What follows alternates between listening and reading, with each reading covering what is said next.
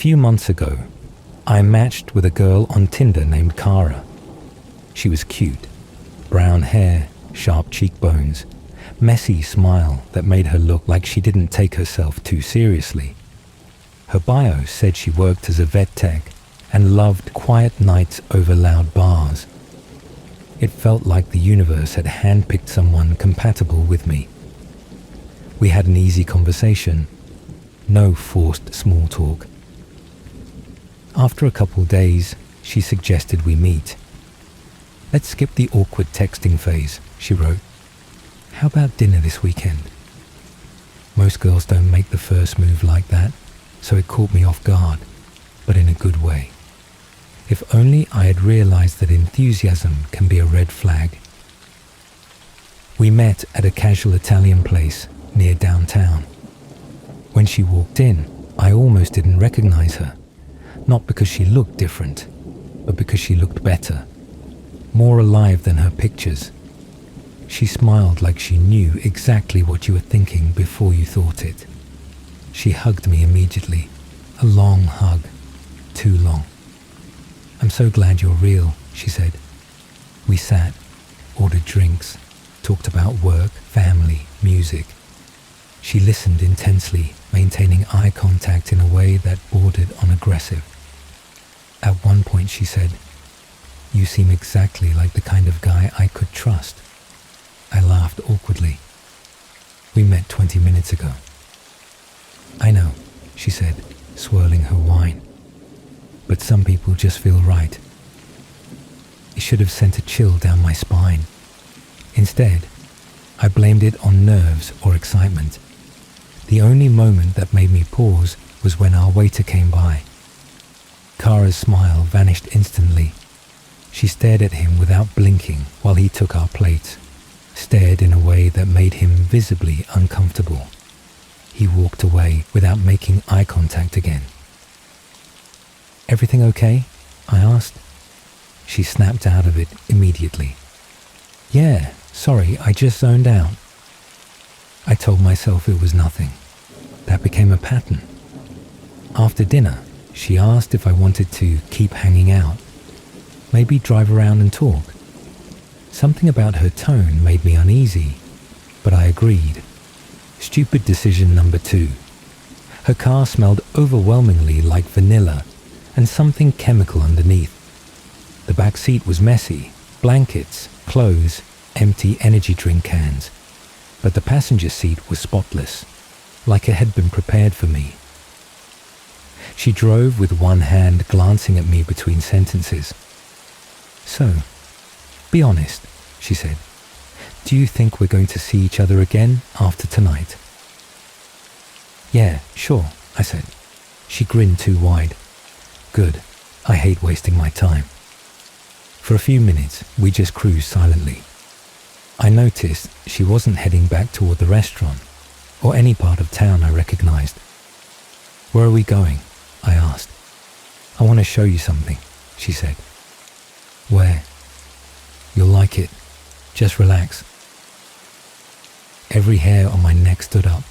She turned down a narrow road lined with trees. No streetlights, no houses, no traffic. My stomach twisted. "Seriously, where are we going?" I repeated. She didn't look at me. "Do you trust me?" That question felt like a trap. "I'd feel better if you told me." She inhaled sharply, like I'd offended her. "You wanted a real date, didn't you? This is me being real." Before I could respond, she took a hard right onto a gravel path. The car shook violently. Branches scraped against the sides. "Kara, stop the car." She ignored me. "Kara, I'm not kidding. Stop." Finally, she slammed the brakes. The sudden silence felt heavier than the darkness around us. She turned her head slowly, smiling in a way that made my whole body tense. "Why are you being weird?" she asked. "I'm trying to make tonight special." My pulse hammered in my ears. "I just don't know where we are." "It's a surprise," she whispered. "Come on." Before I could protest, she hopped out of the car. She motioned for me to follow. "Come on, it's right over here." I stepped out, not because I wanted to, but because staying alone in her car felt worse. The night was dead silent. No wind, no insects, nothing. The only light came from her phone flashlight. "Just a minute more," she said. "You're going to love this." Her voice was too cheerful, forced. We walked maybe 100 feet before I noticed something. There were no other tire tracks on the path we'd driven. "How do you know about this place?" I asked. She didn't answer.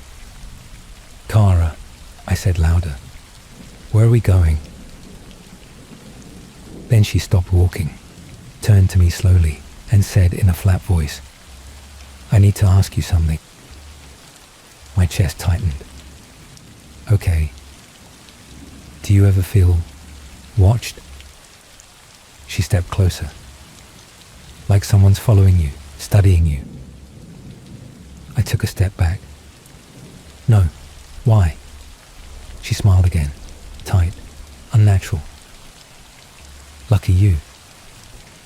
Then she walked past me, toward a clearing I could barely see.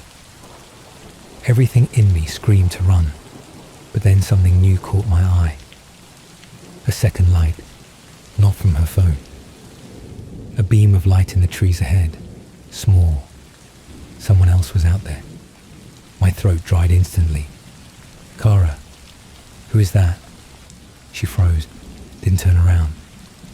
Then she spoke, quiet, irritated. "You weren't supposed to see them." Them. That was enough. I sprinted back the way we'd come. Branches whipped my face, rocks twisted under my shoes. I didn't look back.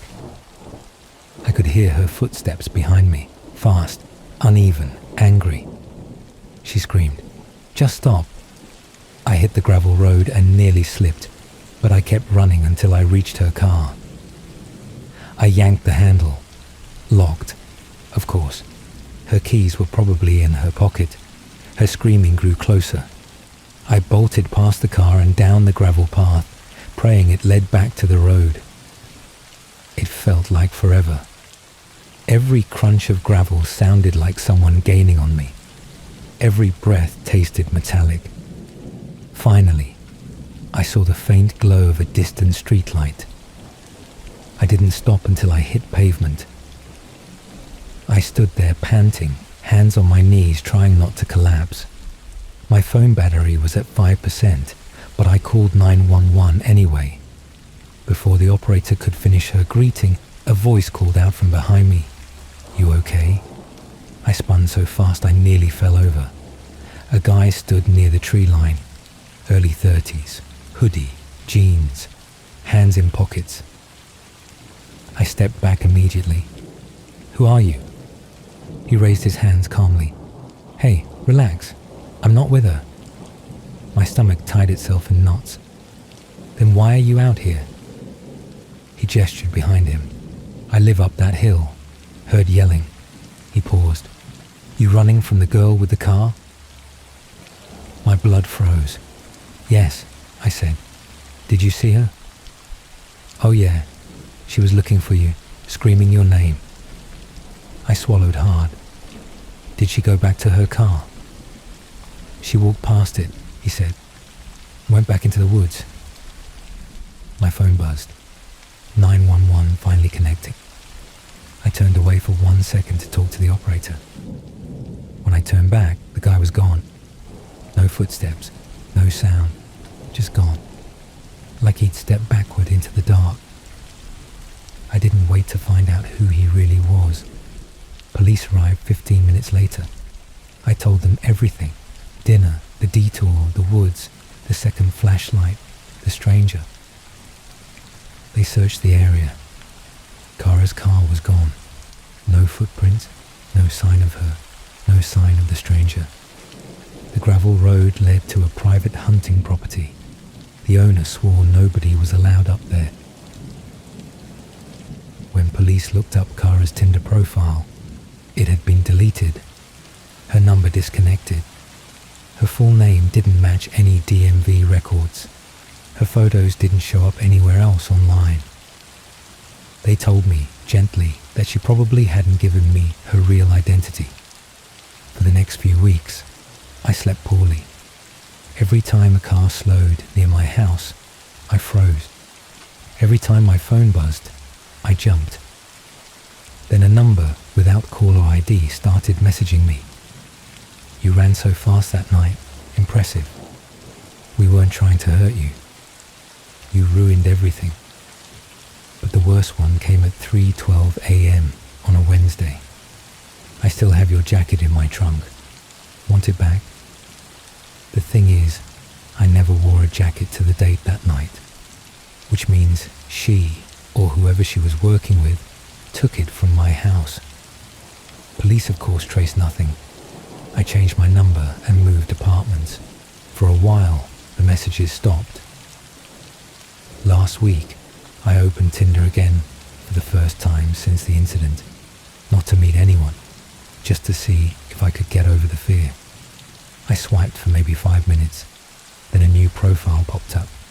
A woman, brown hair, sharp cheekbones, messy smile, no bio, no interests, just a single sentence. "You're even cuter when you run." And the photos? All new. None from her previous profile, but the eyes were the same intensity, same hunger. I blocked that profile immediately. An hour later, a text came from a new number. "Round 2. People like to joke about bad dating app stories, catfishes, weird conversations, awkward hookups, but there are people using those apps for things far darker than anyone wants to admit."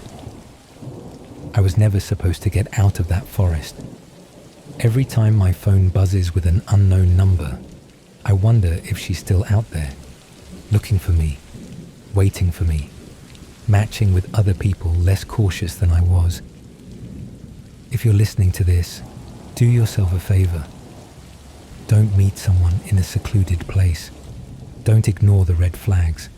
And don't assume it can't happen to you, because I didn't, and I'm lucky I lived long enough to regret it.